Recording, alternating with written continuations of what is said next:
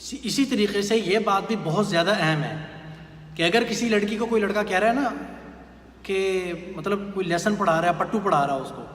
کہ تم میرے پاس آ جاؤ، میں تمہیں سہارا دوں گا، میں تم سے شادی کروں گا، آپ مجھے بہت اچھی لگتی ہیں، آپ مطلب میں آپ کو بہت زیادہ یہ کروں گا وہ کروں گا، یہ سارے کے سارے پٹو پڑھا کر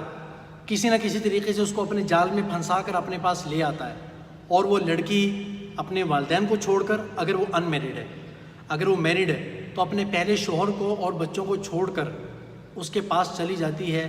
یاد رکھنا وہ بہت بڑی غلطی کے اوپر ہے، بہت بڑی غلطی کے اوپر ہے۔ کیوں؟ اس لیے کہ اس کو دو طریقے سے انجام بھگتنا پڑے گا۔ نمبر ایک، اس غلط حرکت کا کہ ایک کے ہوتے ہوئے دوسرے کو چھوڑا ہے، چلو فرض کریں خلا لے لیا، لیکن زیادتی کی ہے نا، خام خالی ہے نا خلا اس سے،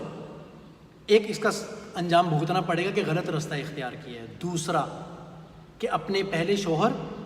اور اپنے بچوں کے ساتھ بہت بڑی زیادتی کی ہے۔ تمہیں اندازہ نہیں ہے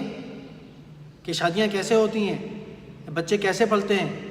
کتنی محنتیں ہوتی ہیں، کتنے مہینے ان کو اٹھا کر رکھنا پڑتا ہے، پھر ان کو دودھ پلانا پڑتا ہے، پوٹیاں پچھیاں اور کیا کیا ان کے رونے دھونے برداشت کرنے پڑتے ہیں، سارا کچھ، پھر جا کے بچے پلتے ہیں۔ اب بچے پلے ہیں تو تمہارا دماغ گھوم گیا، کسی نے گھما دیا، چکر میں ڈال دیا اور جا کر کسی اور کے ساتھ، بھائی وہ تمہارا کچھ نہیں ہے، کچھ نہیں کرے گا سوائے 2-4 دفعہ آپ کے ساتھ ضرورت پڑنے کے پوری کرنے کے بعد تمہیں برباد کر دے گا۔ آپ ذرا جائیں، یہ ایدی سینٹر کا جو میرے خیال میں بلقیس ہیں ان کا نام شاید، جو ان کی اہلیہ ہے، ان کے سینٹر کا ذرا چکر لگائیں، پتہ کریں کہ یہاں جو لڑکیاں پڑی ہوئی ہیں آپ کے پاس یہ کون کون سی ہیں، ٹھیک ہے؟ ان میں سے 99.9 لڑکیاں وہ ہیں جو بیچاری انہی چکروں کا شکار ہوئی ہیں، مردوں کے پٹو پڑھانے سے ان کے چکروں میں گئیں، شادی شدہ تھیں تو بچوں کو شوہر کو چھوڑا، اگر شادی شدہ نہیں تھیں اپنے بھائیوں کے پاس رہ رہی تھی بھائیوں کو چھوڑا، والدین کے پاس رہ رہی تھی والدین کو چھوڑا، نتیجتاً دھوبی کا کتا بن کے رہ گئی بیچاری، نہ گھر کی نہ گھاٹ کی۔ اس نے مطلب پر پورا کر کے لات ماری، ٹھیک ہے، خود بھی پورا کیا، اور اللہ تعالیٰ معاف فرمائے، بہت سارے ایسے کیسز بھی آئے ہیں کہ اپنے یاروں دوستوں کو بھی اللہ محفوظ فرمائے، ٹھیک ہے،